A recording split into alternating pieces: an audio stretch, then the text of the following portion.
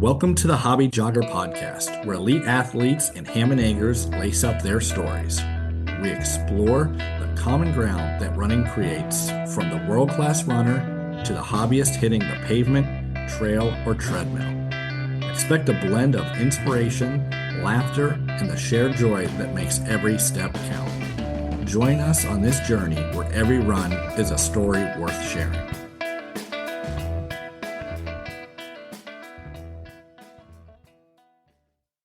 Thank you for joining us for this episode of The Hobby Jogger. I am the only host today, Casey Koza.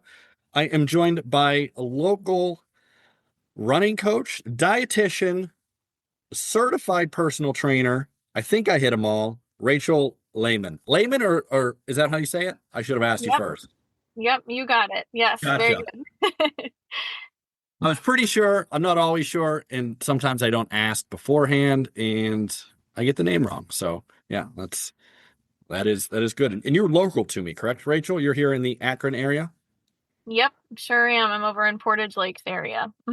Portage Lakes. Are you a member of the PLX running club?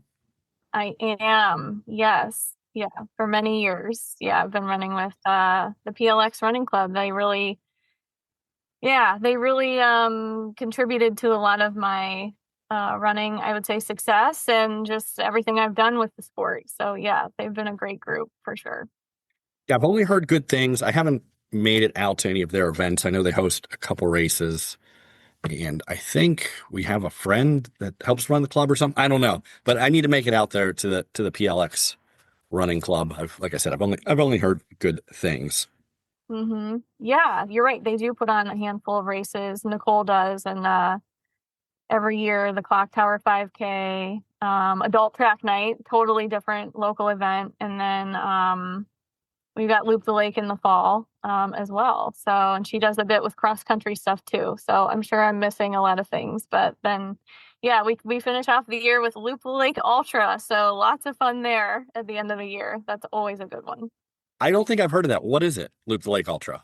Yeah, so it's an ultra marathon. She's got a lot of different distances you can choose from. So it's great because then everyone can participate, whether they want to run 6 hours or a relay. So she's got 25K, 50K, and a 6 hour option. And then, there's a relay option too. So you can really break up that relay however you wanted to, which is great because it's like super low stress. Just kind of build your team and decide who's going to do how many loops, and you can kind of trade off as you want to.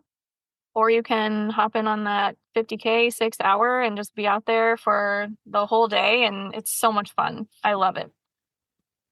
Yeah, looking at it here, looks pretty sweet. It's November 8th, 2025. So if you're looking for a race, that's pretty cool. Portage Lakes Running Club. I can't believe I haven't had someone on from there, because everywhere I go, I see like Run PLX stickers and whatnot. Yeah, for sure. So you're pretty entrenched in our local running, I guess, scene here, Rachel. How did you start out? What was your crux into running? Oh, yeah. So it's so cool hearing everybody's stories and how people get into running. So I'm from Ohio, born and raised here. After I graduated college, I went to school to become a dietitian. Graduated, worked for a year, and my now husband, but at the time we were just dating, no kids. We decided to move to Florida for a couple of years, kind of just for fun, right? Why not? You get an opportunity to do that, and we could do that with his job. So we lived in Florida for a few years, and I met the greatest group of people down there. I had a great trainer who put on group classes in our apartment building. We just all formed like such a tight bond. And within those classes, the conversations start like, oh, we should do this 5K. And I'm like, no way, I'll definitely die. I can't do that. So, those conversations kind of keep continuing on. And then when I worked at Boca Raton Regional Hospital, and literally every dietitian I worked with was a runner. They would be leaving work, running 8 miles after work, and I would just be astounded. I can't believe you did that. I feel like we all have similar stories like that at some point. So between my coworkers and my apartment living situation with those classes. Inevitably signed up for a 5K, then signed up for a half, and it, snowballed into all that. Then in the midst of training for my first full, I moved home. And when I moved here, I was like, man, I don't know anyone that runs. Everyone I went to high school with, even college, like nobody does this. Like no one will think this is fun. Just me.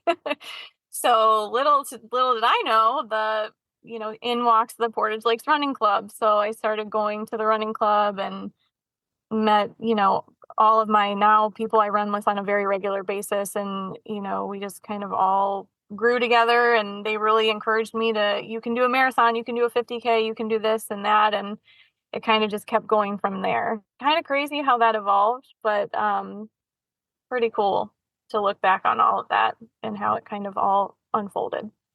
Yeah, it seems like a good way to unfold. And when did you start Run Well, Be Well? March of 2020. Perfect. Like the exact date. Yeah, I think it was like March 5th or something like that. Yeah. Pretty crazy day to start, I think, right? Yeah. Yeah. And when I started this, it was more of like a side thing. Like I think a lot of probably run coaches or trainers might do the same thing, right? They think this would be a fun hobby. Like I really thought, I'm going to coach myself, and then I'll probably coach my neighbor, and like, that's it. It's going to be great. And then it just totally snowballed into like, this is my full-time job. This is how the bills get paid. This is the income. It's totally insane that it evolved into this over time. Yeah. From where it started.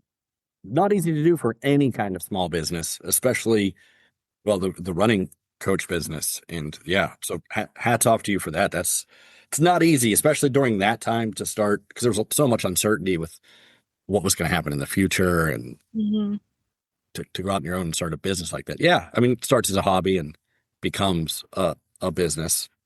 It seems like you have quite a few athletes, just looking at your Instagram, that, you have your Medal Monday count, that big weekend for you here coming off of Burning River. So you had quite a few athletes out there, right? Yes. Yeah. That's always a good weekend. We always have a good showing for Burning River. Such a fun race. I mean, the fact that you can do a relay too, it helps, all kinds of runners, all different backgrounds become involved. And because they added that marathon distance too now, I think this is the second year of that. So yeah, my athletes really had a great time, and wow, that weather was something else, but they still came out to the good. They all did really great. Yeah, that weather was brutal. The humidity, the dew point. We joke about the dew point. We don't know what the dew point is, but we know when it's high that it's not good. Like we have I think it's an emoji scale that our running friends use. And yeah, we know that it's high, it's not good. What are some things that you had your athletes do? Because it wasn't like a surprise that it was going to be that humid and high dew point, but what are some things that you did with your athletes to counteract the heat and humidity of that day?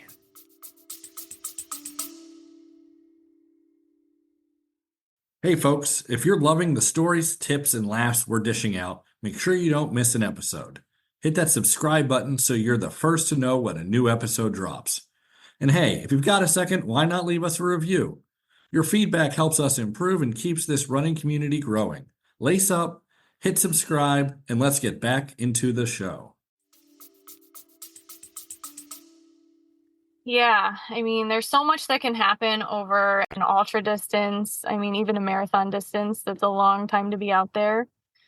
But something that I hone in on with my athletes during training is a lot on nutrition and hydration in general. And, inevitably this time of year, we're all kind of out running in the heat and the humidity. I have different personal theories on acclimation to those things. I think that you can get heat acclimated. I'm not convinced you can get acclimated to the humidity and the dew point. I just don't think it's like physiologically possible, but I could be wrong. I think there's varying degrees of how miserable you'll be, but Yeah. I agree. I don't think that you can get acclimated to the heat and humidity. I know we have some friends that are West Coast, no humidity people, and they don't understand. Yeah, it is. It's not fun. Like it's a whole different heat. Like just because it's 75, it doesn't mean that it's cool. It's 75 with a 73-degree dew point. It is miserable. You're not going to cool off. Yeah. While we're talking about heat acclimation, there's another thing. We follow the sport of ultra running here. I wouldn't say primarily, but it's what I like to do. So I during Western states, I saw a lot on heat acclimation and people doing saunas, running on treadmills, and like the sauna suits.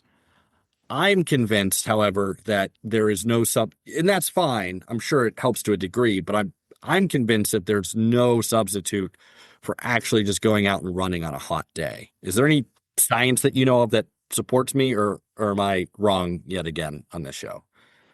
I would have to double check the current research, but to my knowledge, I mean, yes, I completely agree. Those things could help, but I think you're exactly right. I mean, being like, if you think about the different varieties of heat training, like it has to help a little bit, right? But there's nothing that it's almost like when you get injured and you're getting on a bike instead of running. Like that's great because you're getting your heart rate up, but you're not replacing running. Like you're still not running. Not to say that if you get injured, the bike isn't worth anything. I'm not saying that at all, but it's just different.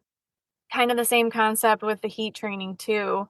I think, yeah, if you can get outside, you're probably going to get the best acclimation, by just going outside, getting the real deal versus, I mean, yes, you can also supplement and try, adding in the sauna and different things. And I know that, the elites go to different areas to train in the different heat and humidities.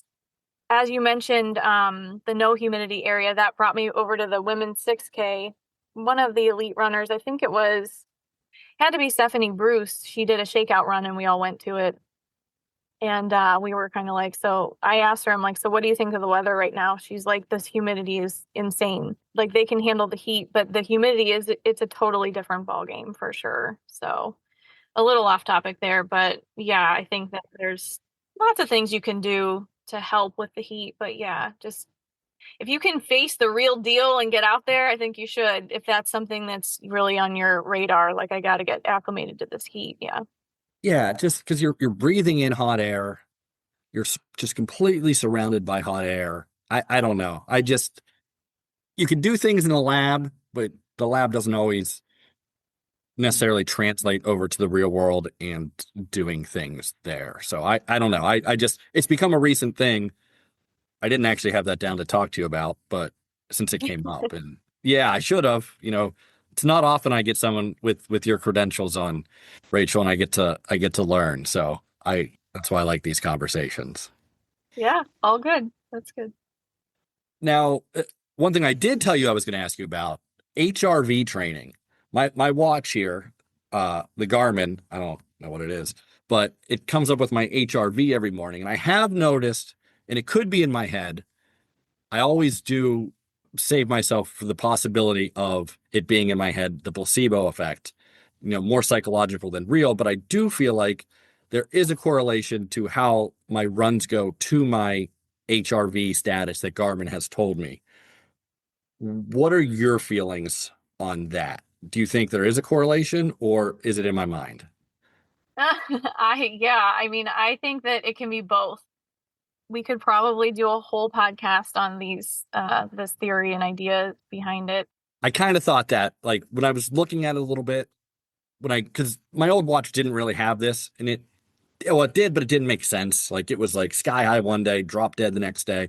But this one's pretty steady. And then looking into it, I was like, yeah, we could probably do 2 hours on just this, but I'd like to get your take on it.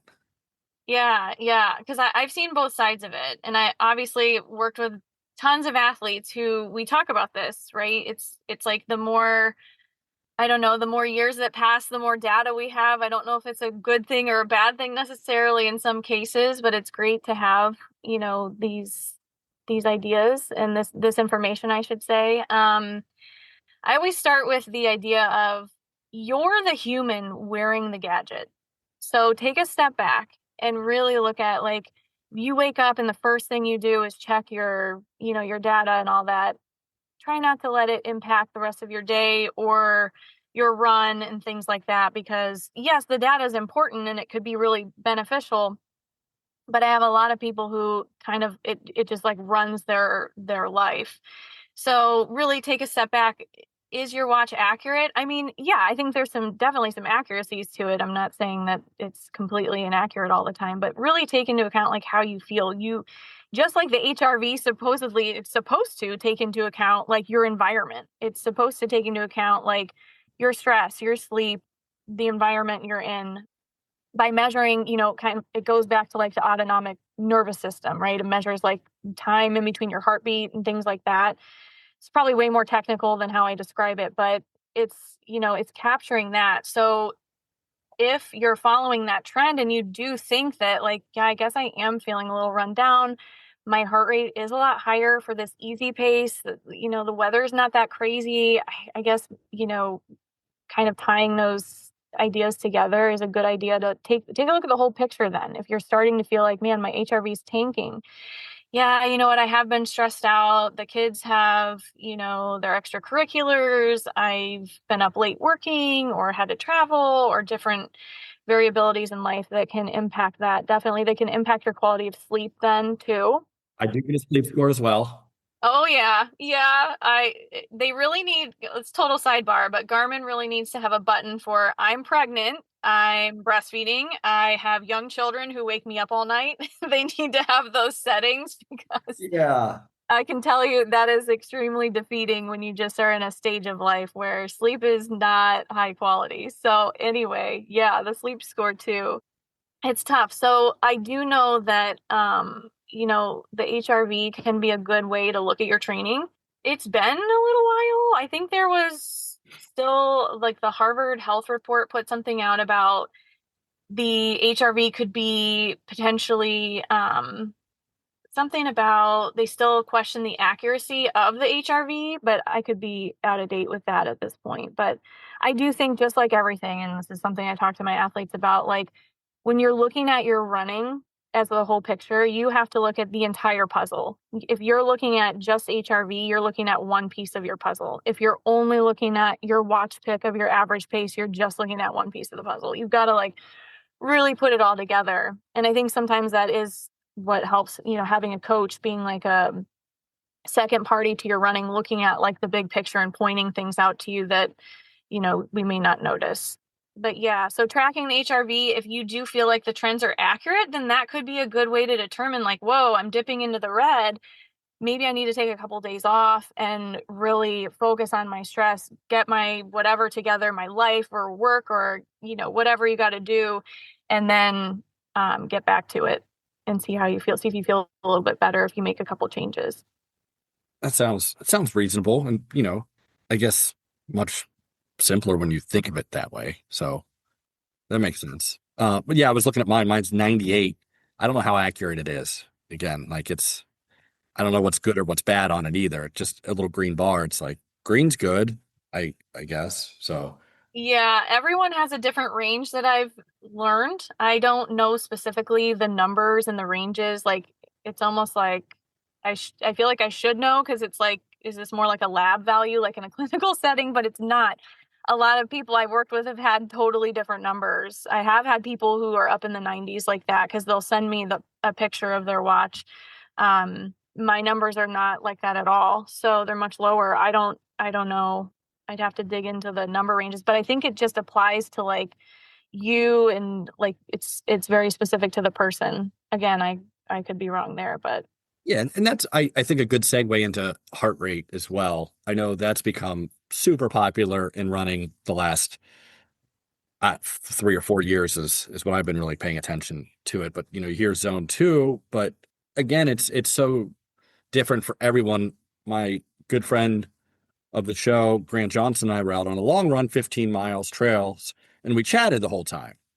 We were going down a long downhill, and he was like, "What's your heart rate at?" I was 125. And he's like, "I'm at 160. I'm always at 160.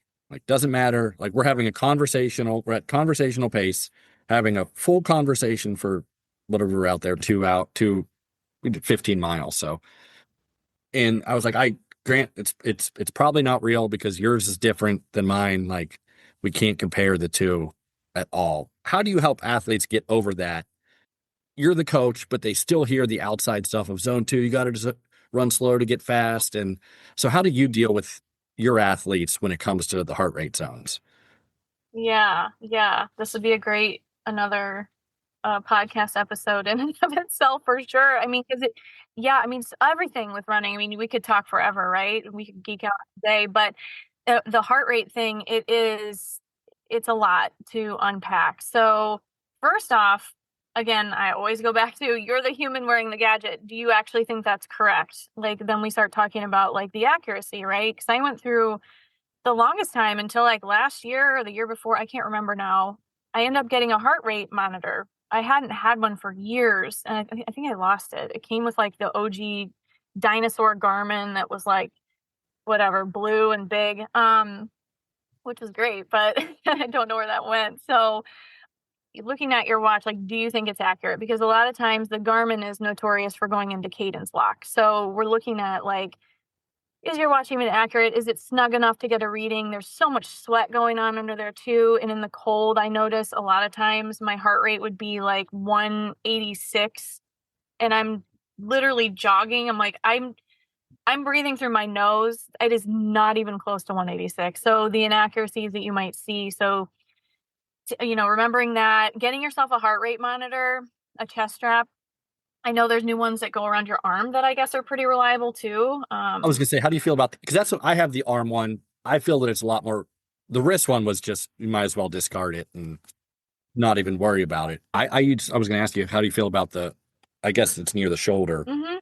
That accuracy. I guess there's probably a lot more blood flow through the bicep than your wrist. So Yeah, I've heard that that's good accuracy too. I think that it is good to just have something they're just built for more accuracy. They're built to do like one thing. So I think that they've really been helpful. And for me personally, I've 100% my heart rate reads completely different than it used to, having the chest strap. So having that, making sure you're getting some accurate data before you're worried, or knowing like, I don't wear a chest strap, I'm going to go off of feel. Okay, then we talk about that because not everyone wants to invest in the extra gadgets and stuff for running. So then we're going off of feel. You really have to be honest with yourself. If you're, let's say, training for a marathon or something that involves, hard speed workouts, which could also be an ultra, definitely.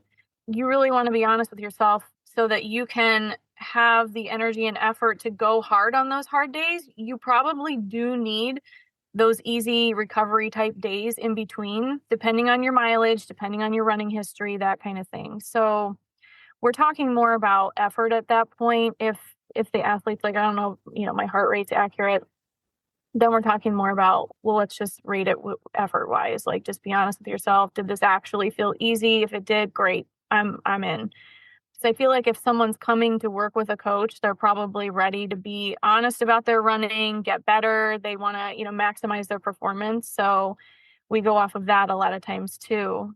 Then really you have to look at the athlete overall. Is this person new to running? Do they maybe have cardiac drift where the heart rate's just going to go up and it might stay up because that's just kind of how it goes in that theory, that phenomenon.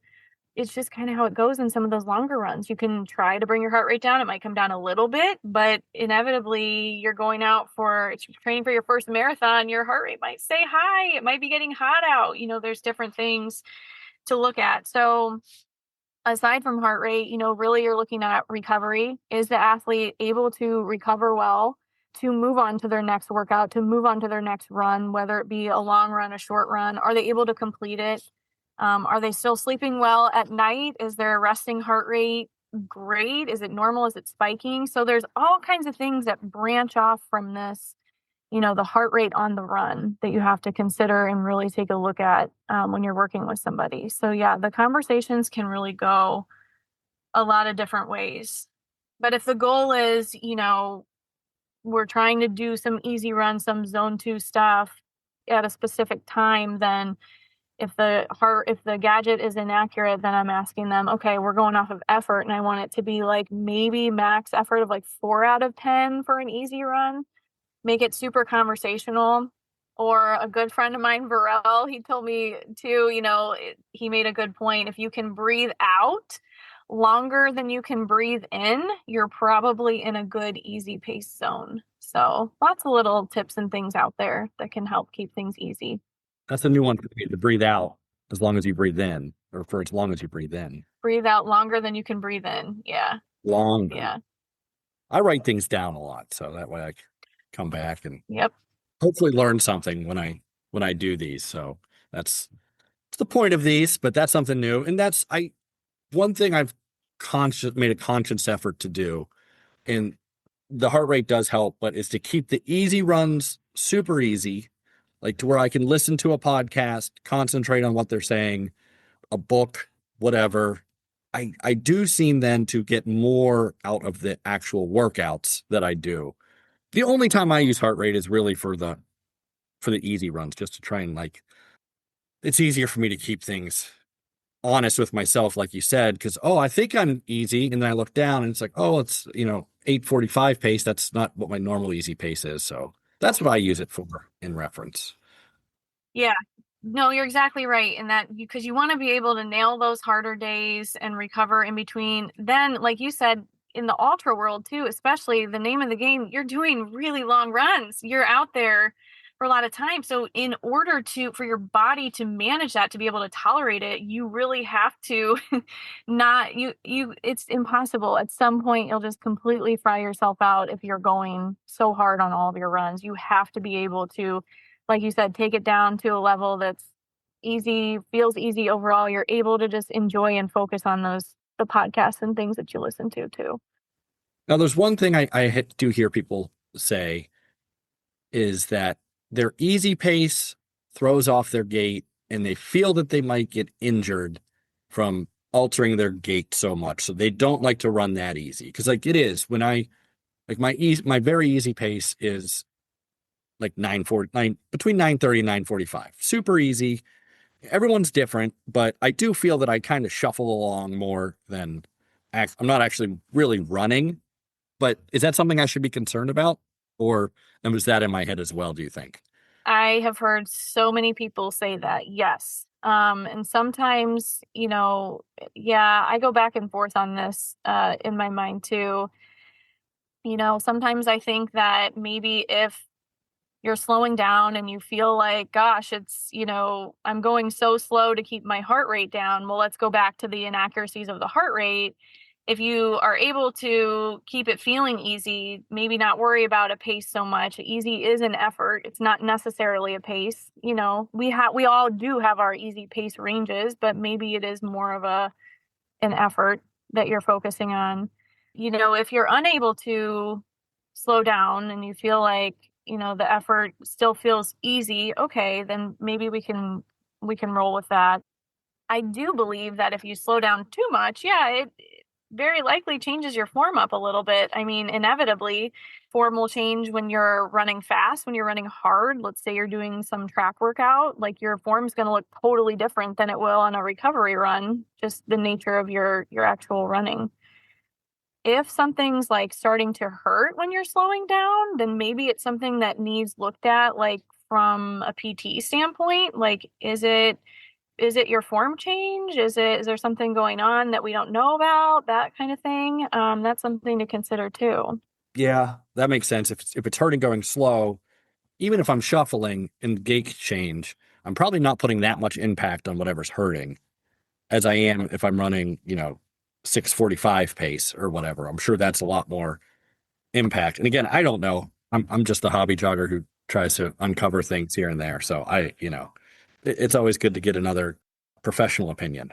One thing I want to ask you, Rachel, what is in the ultra runners that you coach, when you first start out, what is the biggest hole in people's games that you usually find? What is the biggest weakness?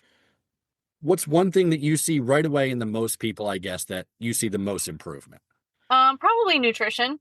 I knew you were going to say that. I almost actually said without saying nutrition specifically, because I know a lot of people that don't eat very well. So me myself included. So yeah, but go ahead, please. Nutrition. Yeah, I'd say across the board. I mean, we're talking probably any distance, but we know with ultras, I mean, you're out there for hours and hours and you're training for hours and hours. So if you're not hitting your nutrition like day to day, chances are you may not also be hitting your nutrition pre, during, and post run, along with hydration too. So that's a whole nother topic. So if we're already kind of in a hole, day to day carbohydrates are low. You know, we live in a low carb kind of world. Carbs are a little bit demonized outside of the running community. I think that we're making a change with that, that carbs are our friend, definitely. But I think that it's still, you know, something that's floating around there. So I think that, you know, a lot of times the athletes coming to work together, we want to hit this ultra goal. They're willing to do the miles. They're willing to put in the time. They do the best they can with the time they have. But then it comes down to fueling. Did they take enough with them? Did they take enough before, during, and after? And then hydration is a whole nother ball game because that is so incredibly individualized how much comes out in our sweat. We really don't know unless we get a sweat test done. And we do some, you know, weighing in and out before and after runs to see how much fluid we're losing as well. So fluid and electrolytes. So a lot of that, because we could have everything else set up. Everything's great. I slept good. I've got all the time in the world to do my 20 whatever miler this weekend, but you maybe show up with a couple of goos and a bottle of water and you're going to be done sooner than you want to be.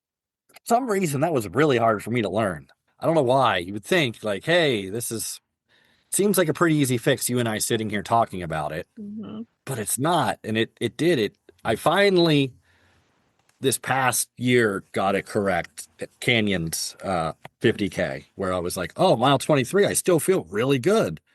And then I looked back to what I consumed during the race, and I was like, oh, that makes, yeah, I don't have my two goos in a bottle of water. So yeah, it's probably has something to do with it, I imagine. So I don't know why I would have told you not to talk about that since it is like the biggest thing that I miss. But again, you know, I'm the hobby jogger, so it did take me a bit to learn. Yeah. Oh, I think we've all been there. And very early in my running days, I was just as guilty. I think that the research and just the attention to fueling was not really existent. It was there, but not. I think that a lot of us, you know, we took goos when we're like, oh, it's race day. I got to take a couple of goos. Maybe I took one during training. Like it just wasn't as much of a thing. Even when I run with people who've been running their whole lives and they're headed into their 60s now, and they used to just go out at 8 a.m. and run until 11 or 12 in the afternoon or in the morning, late morning, midday, and take some water, hit the water stops wherever they could find them, and that was that. Like there was no watch, there was no data. There was like if you brought a water bottle, great. Like they didn't take anything. So I think we've all at some point or other within training, even if you're prepared, maybe you left your goos at home or something, stuff happens. But yeah, we've all learned the hard way at some point or other. Yeah, it's not a fun lesson. I learned it, yeah, more than once for sure. Mhm. Yeah, not a great feeling, terrible feeling. But it's still, I don't know. It was still tough to get over like the hurdle of the nutrition. Talking about nutrition, I know like the spaghetti, the Alfredo dinner the night before is kind of on the way out, it seems, and we're replacing it, I guess, like rice. Is it simpler carbs? I guess that is more in now. Yeah, that sounds right. The Alfredo example is probably on the way out due to the higher fat content naturally in the sauce. Okay. The two things you want to avoid within your carb load, but especially the day before the race, would be too much fat. So from sauces, gravies, butter, olive oil, fried foods, French fries, things like that. And don't get me wrong, I have people who can tolerate that all the live long day. So everyone's different. I can. Yeah, see?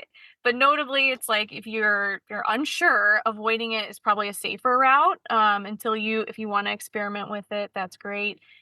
So lower fat is good, not zero fat, just lower. You don't want to go bananas on it. And lower fiber. So basically all of our healthy foods, right? Our fruits and vegetables and whole grains, brown rice, brown pasta, all of that. Those are going to contain more fibrous. It's a more fibrous food, more fiber content. Have you had purple rice? You know what? I want to say I have. Maybe it's been a long time. Was it black rice or purple rice? Now I can't remember. I had never seen it before. I was home in Pittsburgh visiting family. I was leaving, and my mom's like a whole food shopper, kind of a hippie, and she hands me this bag of purple rice. Mom, what do you like? I'm not eating purple rice. Like, that's so weird. And it sat in my pantry for about 3 months. Finally, I ran out of just white rice, and I was like, let me try this purple. And it was really good. I'd never had it before. It was like this Whole Foods. I forget. I don't want to say the name of it because it's going to be wrong, but it was, I just looked for the purple rice now. So I eat purple rice. I should have looked, again, I should probably do more research when I do these, but I should have looked at the name, got your opinion on that, because it's really good. It's kind of soft. That's my new go-to night before carb is the purple rice. Oh, that's great. Yeah. I just doing a quick search on it here. Yeah, it looks pretty common. It looks like it's roughly the same as a brown rice, obviously with easier to cook, which is important to me. Yeah, for sure. Yeah. But rice is a great option, pre-race, definitely. Thank you for listening to this episode of The Hobby Jogger. Unfortunately, we ran out of time with Rachel, so we are going to pivot and make this into a 2-part episode with the next part coming out next Tuesday, because we had a lot to cover and I didn't get it all covered in the time frame allotted for that episode. So join us next week for part 2 with Rachel Laymon.